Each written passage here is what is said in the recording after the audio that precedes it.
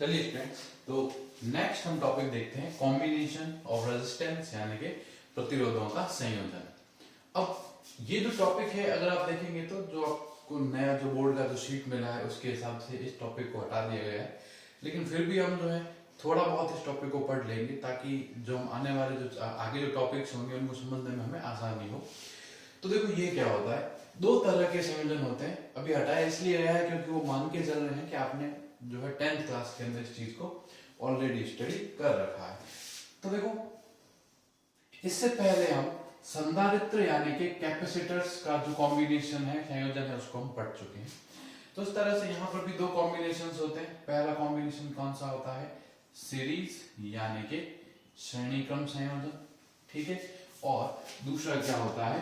Parallel यानी कि समांतर क्रम संयोजन, ठीक है। अब क्या क्या मेन बातें होती है वो मैं बता देता हूं। सीरीज कॉम्बिनेशन कुछ इस तरह से दिखेगा। देखो, सीरीज का मतलब होता है एक लाइन, ठीक है। तो इस तरह से जो रेजिस्टेंस होंगे, जैसे ये वाला R1 है, ये वाला R2 है, ये वाला R3, तो जो एक लाइन में आएंगे, जो एक ही लाइन का मतलब ये नहीं है कि एक लाइन, मतलब अगर हम चालू करेंगे चलना तो पहले ये आएगा, उसके बाद ये आएगा, उसके बाद ये आएगा। अब ये हो सकता है कि ऐसे मुड़ा हुआ हो तो भी कोई फर्क नहीं पड़ता। मतलब अगर हम किसी रास्ते पर चलेंगे, जो भी हमारा नेटवर्क है, जो भी हमारा जो सर्किट दे रखा है, अगर हम उस सर्किट के अंदर चलेंगे तो R1 आएगा, उसके बाद R2 आएगा, उसके बाद R3 आएगा। तो इस तरह का जो संयोजन है वो क्या कहलाता है? श्रेणी यानी कि सीरीज कॉम्बिनेशन कहलाता है। और पैरेलल में क्या होगा? पैरेलल यानी कि समांतर का आप मतलब समझते हो, एक फिर उसके ऊपर एक फिर उसके ऊपर एक। तो इस तरह से इस अवस्था के अंदर जो रेजिस्टेंस होंगे वो कुछ इस तरह से कनेक्टेड होंगे। ये R1, ये R2, ये R3, ठीक है। अब बेसिक बातें जो होती है वो सेम संधारित्रों वाली ही है। वहां पर सीरीज अगर देखो, यहाँ C1 C2 C3 लगा हुआ होता तो क्या सेम होता? चार्ज सेम होता सीरीज कॉम्बिनेशन ऑफ कैपेसिटर में। लेकिन यहाँ चार्ज नहीं होता। यहाँ सब में क्या होगा कि जो भी सीरीज में होंगे उनमें जो करंट है यानी कि जो विद्युत धारा है वो क्या होगी? सेम होगी, वो समान होगी। जबकि यहां पर क्या समान होगा? पैरेलल। याद रखिए, पैरेलल चाहे कोई भी कॉम्बिनेशन है, हर जगह पर जो है पोटेंशियल डिफरेंस यानी कि विभवांतर का मान हर जगह पे क्या होगा? यानी कि सारे के सारे रेजिस्टेंस के अक्रॉस पोटेंशियल डिफरेंस यानी कि विभवांतर समान होगा। यहां पर जो इक्विवेलेंट रेजिस्टेंस होगा वो क्या होगा? सबका सीधा सीधा जोड़ हो जाएगा, यानी कि ये क्या हो जाएगा? R1 plus R2 plus R3। जबकि यहां क्या होगा? यहां 1/R इक्विवेलेंट इक्वल होगा 1/R1 plus 1/R2 plus 1/R3, ठीक है। अब देखो, मैं जो भी बातें हैं वो बता रहा हूं, मैं डेरिवेशन नहीं करा रहा क्योंकि डेरिवेशन है भी नहीं कोर्स में हमारे, ठीक है। अब देखिए, अब अगर सारे के सारे अगर ऐसे n हो जाएंगे, यानी R1 R2 R3 और ऐसे करते करते Rn सारे के सारे इक्वल हो जाएंगे R के, तो उस कंडीशन में जो R इक्विवेलेंट है वो क्या हो जाएगा? n into R। n into R किस केस में होगा? जब वो सीरीज में होगा। और यहां पर भी अगर R1 इक्वल टू R2 ऐसे करते करते Rn और सब R के इक्वल हो जाएंगे, तो ऐसी कंडीशन में जो R इक्विवेलेंट है वो R अपॉन n हो जाएगा, ठीक है। अब कुछ बातें याद रखेंगे कि यहाँ का जो इक्विवेलेंट यानी कि जो तुल्य होगा वो सबसे बड़े वाले रेजिस्टेंस से भी ज्यादा होगा। उसका जो वैल्यू होगी R इक्विवेलेंट की, वो सबसे बड़ा रेजिस्टेंस है उससे भी ज्यादा होगी। और यहाँ पर जो इक्विवेलेंट होगा उसकी जो वैल्यू होगी सबसे छोटे से भी क्या होगी? छोटी होगी, ठीक है। तो ये बातें आपको याद रखनी है सीरीज और पैरेलल के अंदर।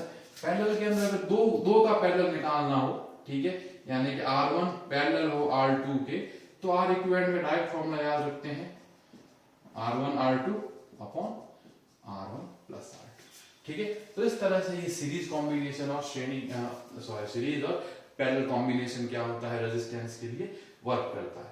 ऑल्दो इसका कोई डेरिवेशन आपके बोर्ड में नहीं है, लेकिन फिर भी इतनी चीज को याद रखना हमारे लिए बहुत ही जरूरी है क्योंकि हम करंट वाला चैप्टर को पढ़ रहे हैं। और बिना करंट जो है रेजिस्टेंस का संयोजन पढ़ने का कोई सेंस नहीं होता, ठीक है। टॉपिक भले हट गया है लेकिन फिर भी आपको आना चाहिए। इस पे बेस्ड जो क्वेश्चन है जो आपकी बुक के अंदर, वो उनको आप सॉल्व करेंगे, ठीक है। बाकी जो डिफिकल्ट क्वेश्चन है वो आप भेजिए, तो उसको हम इसके मतलब उसको हम जो है क्लास में सॉल्व करने की ट्राई करेंगे। चलिए स्टूडेंट्स, तो सीरीज और पैरेलल तो बहुत ही बेसिक था, जो आपको ऑलरेडी पता भी था और अपने कोर्स में नहीं, जिसको हम पढ़ना भी नहीं था। अब हम जो पढ़ना स्टार्ट करेंगे वो होगा यहाँ पर इलेक्ट्रोकेमिकल सेल, यानी कि विद्युत रासायनिक सेल क्या होता है, ठीक है। तो इस लेक्चर के अंदर मैं आपको बेसिक जो सेल की स्ट्रक्चर होती है और सेल में जो पैरामीटर्स होते हैं उनके बारे में हम बात करते हैं। तो सबसे पहले हमारे पास में क्या होता है, कोई इस तरह से एक बॉक्स होता है, ठीक है। इसके अंदर एक और दो क्या होते हैं हमारे पास, कोई भी तरह के इलेक्ट्रोड्स होते हैं, इनको हम क्या कहते हैं, इन दोनों को एक साथ जो है क्या कहा जाता है, इलेक्ट्रोड्स। यहां से एक ऐसे तार निकला हुआ होगा और एक तार यहां से निकला हुआ होगा, ठीक है। अब इन इलेक्ट्रोड्स, देखो इन दोनों को मिला के क्या कहा जाता है, इलेक्ट्रोड्स। इनमें से एक इलेक्ट्रोड का नाम होता है एनोड, ठीक है, और दूसरे का नाम होता है कैथोड, ठीक है। तो दो इलेक्ट्रोड्स होते हैं, इन दोनों को मिलाकर, एनोड और कैथोड को मिला के हम क्या कहते हैं, इलेक्ट्रोड, ठीक है। अब इन इलेक्ट्रोड्स के अलावा ये जो सेल है, सेल के अंदर एक चीज होती है, इसे हम कहते हैं इलेक्ट्रोलाइसिस या फिर विद्युत अपघट्य, ठीक है। इसको हम बोलते हैं इलेक्ट्रोलाइट या फिर विद्युत अपघट्य, ठीक है। तो इसका नाम लिख लेते हैं हम, इलेक्ट्रोलाइट विद्युत अपघट्य। अब देखिए क्या होगा कि देखिए एनोड जो होगा, एनोड अपने में से इलेक्ट्रॉन जो होगा, देखो एनोड क्या करेगा, अपने में से इलेक्ट्रॉन किसको दे देगा, इलेक्ट्रोलाइट को दे देगा, ठीक है। एनोड अपने में से एक इलेक्ट्रॉन या कुछ इलेक्ट्रॉन क्या देगा, इलेक्ट्रोलाइट को देगा, और ये इलेक्ट्रॉन इस इलेक्ट्रोलाइट में गति करते हुए ऐसे चलते हुए कहां पहुंच जाएंगे, कैथोड पर पहुंच जाएंगे। तो देखो हो क्या रहा है, एनोड तो इलेक्ट्रॉन दे रहा है और कैथोड इलेक्ट्रॉन ले रहा है। तो ऐसी कंडीशन में एनोड जो है वो कैसा हो जाएगा, पॉजिटिव चार्ज हो जाएगा, और कैथोड पे कैसा चार्ज आ जाएगा, माइनस चार्ज आ जाएगा। सीधी सी बात है, एनोड ने इलेक्ट्रॉन दिया तो जो इलेक्ट्रॉन देता है उस पे पॉजिटिव चार्ज आता है। इलेक्ट्रोलाइट में घूमता घूमता ये इलेक्ट्रॉन कैथोड पर गया, कैथोड ने इस इलेक्ट्रॉन को ले लिया तो उस पे कैसा चार्ज आ गया, नेगेटिव चार्ज आ गया। अब देखिए अब हुआ क्या कि इस पॉजिटिव, देखो इस एनोड के ऊपर पॉजिटिव चार्ज है, कैथोड के ऊपर नेगेटिव चार्ज है, तो यहां का जो पोटेंशियल है उसको अपन ने बोल दिया V प्लस, ठीक है। V प्लस का मतलब क्या हो गया, एनोड का पोटेंशियल, और इसको मैंने बोल दिया V माइनस, ठीक है। V माइनस मतलब कैथोड का पोटेंशियल। अब क्योंकि एनोड के ऊपर पॉजिटिव चार्ज है, कैथोड के ऊपर नेगेटिव चार्ज है, तो एनोड का जो पोटेंशियल होगा वो कैथोड के पोटेंशियल से क्या होगा, ज्यादा होगा, ठीक है। यानी इस अवस्था में, इस स्टेट में क्या हो रहा है कि एनोड और कैथोड के बीच में एक पोटेंशियल डिफरेंस है। तो हम क्या लिखते हैं, हम लिखते हैं VAC। इसका मतलब V का मतलब हो गया पोटेंशियल डिफरेंस, A का मतलब हो गया एनोड और C का मतलब हो गया कैथोड। एनोड और कैथोड के बीच में कितना पोटेंशियल डिफरेंस है उसको हम लिखते हैं, तो वो क्या होगा, वो होगा VA, और ये क्या हो जाएगा, माइनस का VC। अब देखिए VA कैसा है, VA को अपन ने बोला है प्लस, एनोड के पोटेंशियल को अपन ने क्या बोला है, प्लस, बीच में क्या आएगा, माइनस। अब देखिए यहां क्या आएगा, V माइनस, लेकिन देखो V माइनस क्या है, कैथोड का पोटेंशियल, लेकिन गौर से देखिए कैथोड के ऊपर नेगेटिव पोटेंशियल है, तो इसको अपन यहां क्या लगा देंगे, बीच में माइनस लगा देंगे। समझ आ गई, ये माइनस तो क्यों आया, क्योंकि ये तो अपने को पोटेंशियल डिफरेंस निकालना है किस किस के बीच में, एनोड और कैथोड के बीच में। तो एनोड और कैथोड के बीच में जो पोटेंशियल डिफरेंस है वो होगा VA माइनस VC। अब VC की जो वैल्यू होगी वो माइनस का V माइनस होगी, नेगेटिव इंडेक्स, नेगेटिव तो ये इंडिकेट कर रहा है कि ये कैथोड का है, और ये नेगेटिव ये इंडिकेट कर रहा है कि इसके ऊपर नेगेटिव चार्ज है, ठीक है। इसलिए ये देखो अल्टीमेटली जो एनोड और कैथोड के बीच का जो पोटेंशियल डिफरेंस हो जाएगा, ये हो जाएगा V प्लस प्लस का V माइनस, और इसको हम बोलते हैं E, ठीक है। अब ये ई क्या है? ई का नाम है इलेक्ट्रोमोटिव फोर्स, ठीक है। ई को हम बोलेंगे इलेक्ट्रोमोटिव फोर्स, ठीक है, यानी कि विद्युत वाहक बल। और इसकी यूनिट जो होगी वो वोल्ट ही होगी। एक बात याद रखना, बहुत बार जो प्रैक्टिकल लेने आएगा वो आपको पूछेगा कि इलेक्ट्रोमोटिव फोर्स क्या होता है, तो आप बोलोगे फोर्स होता है, तो याद रखिए वो फोर्स नहीं होता। इलेक्ट्रोमोटिव फोर्स जो है वो एक तरह से क्या है? पोटेंशियल डिफरेंस है, यानी कि विद्युत विभवांतर है। किस किस के बीच का? तो आपको पूछे कि इलेक्ट्रोमोटिव फोर्स क्या होता है, तो आप ये बोलोगे कि सेल में, अभी देखो सेल को अपन ने ऐसे बाहर एकदम टर्मिनल खुले पड़े हैं, सेल को भी अपन ने परिपथ में कनेक्ट नहीं करा, किसी भी सर्किट के अंदर कनेक्ट नहीं करा। तो जब सेल सर्किट में कनेक्टेड नहीं है, यानी कि सेल किस कंडीशन में है? जब सेल सर्किट में नहीं होता तो उसको बोला जाता है कि सेल किसके अंदर है? ओपन सर्किट के अंदर है, यानी कि खुले परिपथ के अंदर है।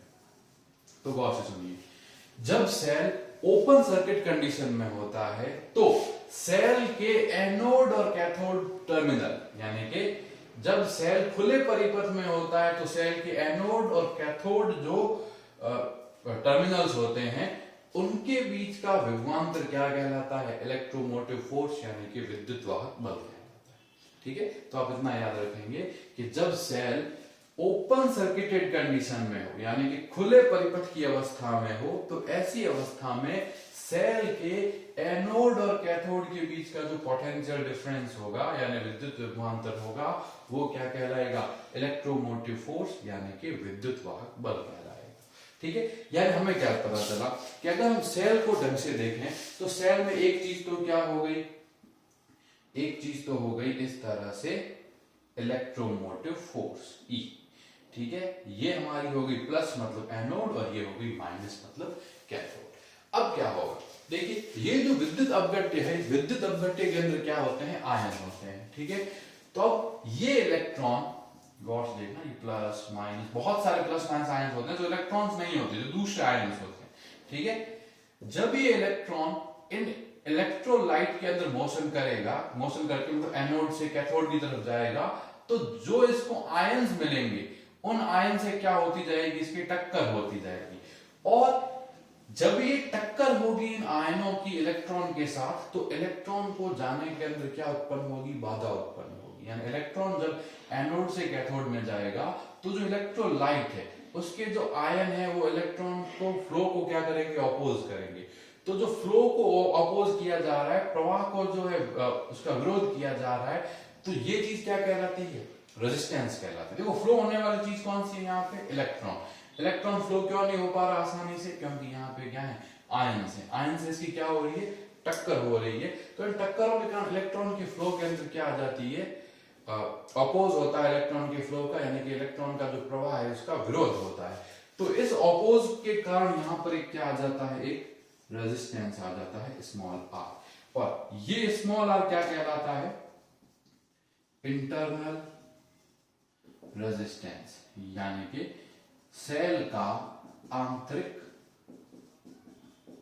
प्रतिरोध, ठीक है। तो इंटरनल रेजिस्टेंस ऑफ सेल जो है वो क्यों आता है? क्योंकि सेल के जो इलेक्ट्रोलाइट के जो आयन होते हैं, ये इलेक्ट्रोलाइट के आयन क्या करते हैं? इलेक्ट्रॉन को फ्लो करने के अंदर अपोज करते हैं। तो उसके कारण से सेल का क्या हो जाता है? हमारा एक इंटरनल रेजिस्टेंस हो जाता है, ठीक है।